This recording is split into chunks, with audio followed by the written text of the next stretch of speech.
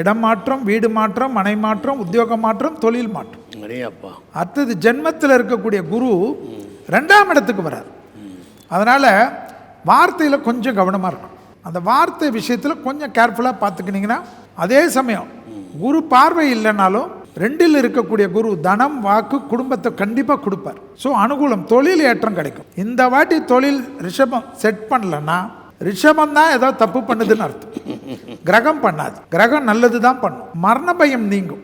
அதே போல் பிள்ளைகள் விஷயத்தில் இருந்த ரொம்ப நாள் பிரச்சனை எல்லாம் தீர்வது அனுகூலத்தை தரும். வாகன அமைப்பு ரிஷபத்துக்கு என்னை பொறுத்த வரைக்கும் கண்டிப்பாக அவங்க மனசுக்கு பிடிச்ச வாகனம்லாம் கிடைக்கும். அதுவே அவங்களுக்கு ஒரு பெரிய ப்ளசன்ட் இருக்கும். ஏன்னா சார், ஒரு வண்டி நமக்கு போகிறதுக்கு கரெக்டாக இருந்ததுன்னா, அது 2 வீலராக இருக்கட்டும், 4 வீலராக இருக்கட்டும், சில ரிஷபராசிக்காரங்கள்லாம் அதிகமான ஃப்ளைட் ட்ராவல் பண்ணக்கூடியதுனால அவங்க ஏதாவது அந்த மைலேஜ் போடக்கூடியது, அந்த ஏர்லைன்ஸ் கூட டைப் வச்சுருக்கிற கார்டு வச்சுக்கிறது, ஏன்னா நிறைய பெனிஃபிட் கிடைக்கும். அது போலெல்லாம் பண்ணக்கூடியது ரிஷபத்துக்கு ஏற்படும்.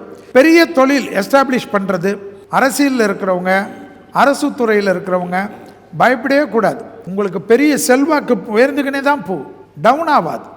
இனி வீட்லயே பானிபூரி செய்யலாம் எல்லாரும். ஆச்சி பானிபூரி கிட்.